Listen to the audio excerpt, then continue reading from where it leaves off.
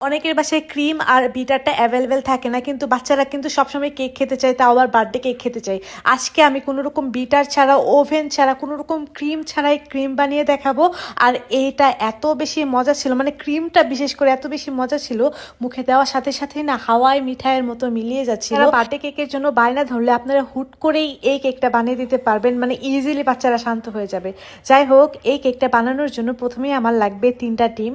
আর ডিম 3টা আমার নর্মাল টেম্পারেচারে ছিল, অর্থাৎ ফ্রিজে ছিল, কিন্তু আমি আধা ঘন্টা কিংবা 1 ঘন্টা আগেই বের করে রেখে এটাকে নর্মাল টেম্পারেচারে নিয়ে এসেছিলাম। তারপর ডিমগুলোকে ভেঙে নেওয়ার পরে ডিমের কুসুমটাকে আমি আলাদা করে রেখেছি। আর এই যে ডিমের সাদা অংশ আছে, এটাকে একটা হ্যান্ড উইক্স দিয়ে খুব ভালোভাবে হুইক্স করে নিচ্ছি। এখন এই ডিমের সাদা অংশের ভেতরে আমি 1/2 কাপ প্লাস 1/4 কাপের মতো চিনি ইউজ করব। হ্যাঁ, তো চিনিটা দেবো আর এরকমভাবে হ্যান্ড উইক্স দিয়ে নাড়তে থাকবো। চিনিটা একবারে দেবো না, 2 থেকে 3 বারে দেবো। অ্যান্ড হ্যান্ড উইক্স দিয়ে খুব ভালোভাবে হুইক্স করে নেব। দেখতেই পাচ্ছেন আমি কিন্তু হ্যান্ড উইক্স দিয়ে খুব ভালোভাবে হুইক্স করে নিচ্ছি। আর এটাকে অনবরত করতে থাকবো, মানে যে পর্যন্ত আমার চিনিটা গলে না যায় সে পর্যন্ত আমি হুইক্স করে নেব। চিনিটা আমার অলমোস্ট গলে গিয়েছে, দেখতেই পাচ্ছেন। হুইক্স করতে করতে ডিমটাও কিন্তু অনেকটাই ফোমি হয়ে আসছে। আর যখনই ডিমটা এরকম ফোমি টেক্সচারে চলে আসবে, তখনই এতে দিয়ে দেবো ডিমের কুসুম 3টা। ডিমের কুসুম 3টাকেও মিলিয়ে নিয়েছি। মিলিয়ে নেওয়ার পরে এখন আমি এখানে শুকনো উপকরণ অ্যাড করে নিচ্ছি। শুকনো উপকরণের ভেতরে দিয়ে দিয়েছি 1/2 কাপ ময়দা প্লাস 2 টেবিল চামচের ময়দা আমি আরও দিয়েছি। সেই সাথে 2 টেবিল চামচ দিয়েছি কোকো পাউডার আর 1 চা চামচের মতো দিয়েছি হচ্ছে বেকিং পাউডার। দিয়ে সবগুলোকে চেলে মিশিয়ে নিচ্ছি।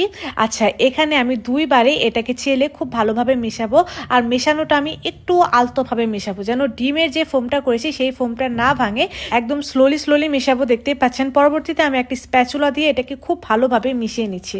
আমি একটা 6 ইঞ্চি মোল্ড রেডি করে রেখেছি, সেটা হচ্ছে আমার স্কোয়ার মোল্ড। নিচে একটু তেল ব্রাশ করে উপরে একটা পেপার দিয়ে দিয়েছিলাম। আপনারা এখানে বেকিং পেপার অথবা যে কোনো পেপারই দিতে পারবেন। তারপরে বেটারটুকুকে দিয়ে দিলাম। তারপর একটা কাঠি দিয়ে বেটারটাকে এরকমভাবে সমান করে দিলাম, যেন কেকটা সমান হয়। হাঁড়িতে একটা স্ট্যান্ড বসিয়ে দিয়েছি। স্ট্যান্ড বসিয়ে দেওয়ার পরে এখন আমি ঢাকনা দিয়ে ঢেকে দিলাম।